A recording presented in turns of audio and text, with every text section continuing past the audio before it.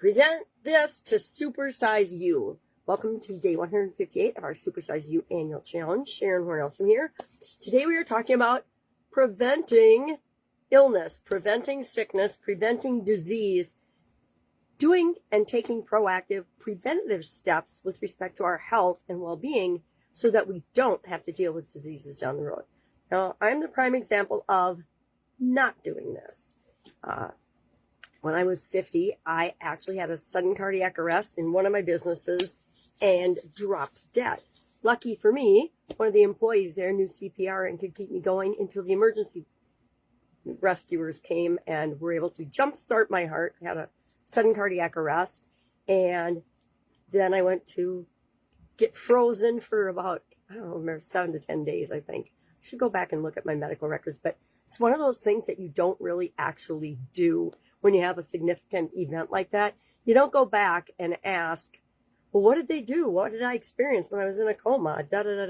Family told me enough that I needed to know, and frankly, it sounds like they were freaking out more than I was because I was in a coma. So I was just in my own little world for a while. Obviously, I needed a huge rest. But that event, I think we tell ourselves that things like that aren't preventable, but they absolutely, positively are. If we take care of ourselves, if we eat right, if we exercise, if we have insurance, if we do regular checkups. Now, I think with electrical things in our heart, it's a little harder to predict, although heart disease and heart attacks and things have run in my family. So maybe I should have been doing some more screenings or something for that. I'm not sure. You know, and medicine is really great at diagnosing things that they're good at, but really bad at preventing things at all because it's not in their business model. But it's up to each and every one of us to do the things that we can do to take the best possible care of ourselves.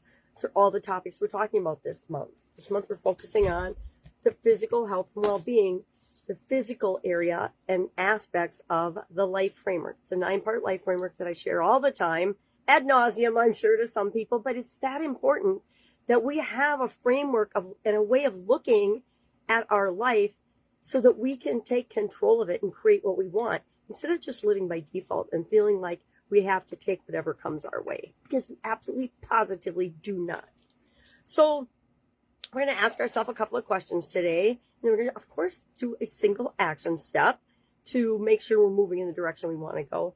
But a couple things to ponder are, most people, and I'm a prime example of that, do not consider prevention of disease, prevention of things until something breaks. We as human beings are problem solvers, and so we go about our merry way until something breaks and we have to fix it. We do that in every area and aspect of our life. At least some of us do, and I would say the majority of us do, because that's how we learned, right? When we were born, we didn't know anything. We had to learn everything by trial and error. So it just makes sense that we live our lives by trial and error. However, there's a better way, and I am a prime example of that. I'm just flipping lucky to be here talking to you today, because if I had actually made it to my business, I would have been there by myself, and my daughter and her friend would have found me, not the bartender at one of my businesses that I was sneaking through down to my Italian food manufacturing business. And sometimes I think about that and I think, oh my gosh, my future self, me, thanks me very much for that. And because I never cut through my business to go downstairs before. I very rarely, if ever, had done that. And so it was really interesting that I decided to do that on this particular day. All right, I'm getting into the weeds. So most people don't think of anything or do anything about anything until it breaks, right? We drive our cars. How many people don't do preventive maintenance on our cars and drive it till it breaks? Guess you're that type of person or not.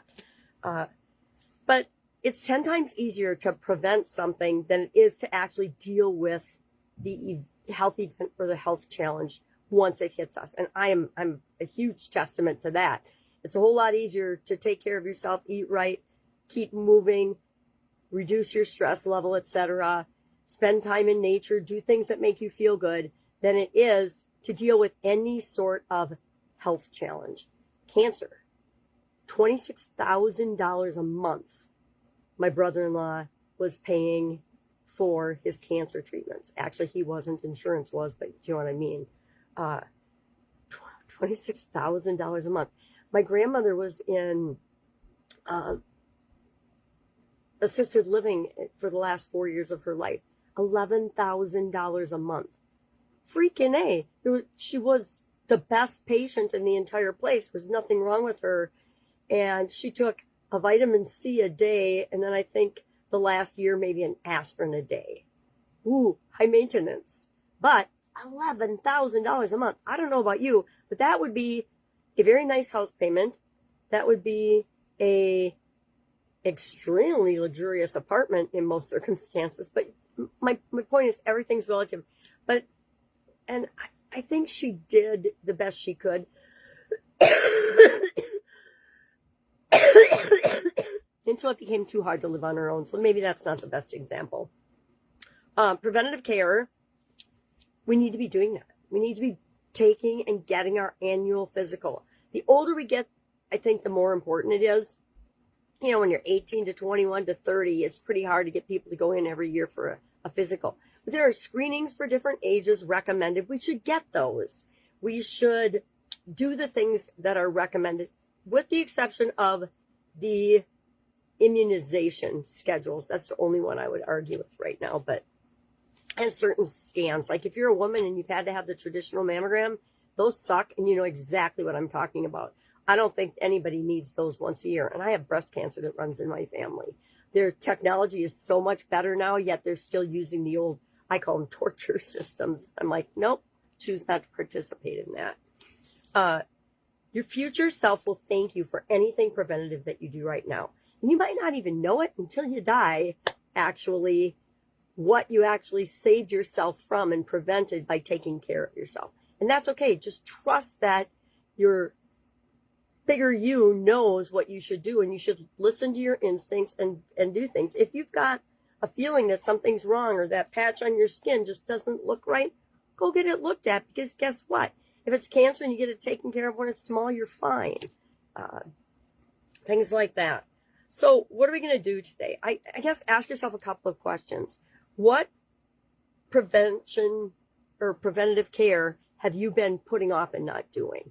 Okay, mine's a mammogram, obviously. What health issues are you ignoring? Do you have any health challenges? Okay, I'm sick right now. I got a cold. I'm not ignoring it. I'm dealing with it. But I'm not going to go to the doctor for it either. Because I find the more medical intervention I get on anything, the longer it takes me to personally get better. That has just been my experience. It might not be yours. And then how much would you invest in prevention today in order to prevent disease tomorrow?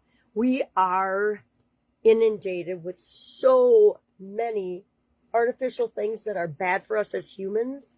It's everything that we can do. I mean, if you just choose better foods, if you make better choices at the restaurant, all of those things accumulate and make you a healthier person and prevent diseases that none of us want. I gave up soda pop or pop, whatever you call it, soda pop, carbonated sugar beverage or artificially sweetened beverages in 2010. It's interesting that in 1 month after I gave up diet soda, I have sudden cardiac arrest. I'm sure there's no correlation, but it always makes me snicker a little bit and wonder that when I finally give up diet soda and coffee, all of a sudden I dropped dead. I think it was a culmination of many, many things. So what are we going to do today? We're just going to think about this subject today. We're going to comment below what is one preventative thing that we're going to do, one preventative step. Maybe you're going to verify that your insurance is good. Maybe you're going to look into and find out if you've got different types of therapies or screenings covered that you should be getting. Maybe it's you're going to start to eat healthier or walk every single day or do some healthier disease preventing choice for you. That's it.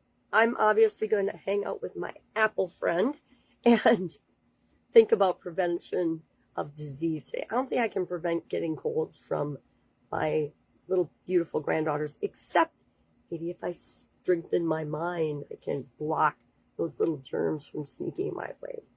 All right, if I can help you anyway, ask. Otherwise, have an awesome day. Share one thing you're going to do to prevent disease and prevent getting sick going forward in the comments below. Let's all do that and hold each other accountable. All right, have an amazing day, and I will, of course, be with you tomorrow.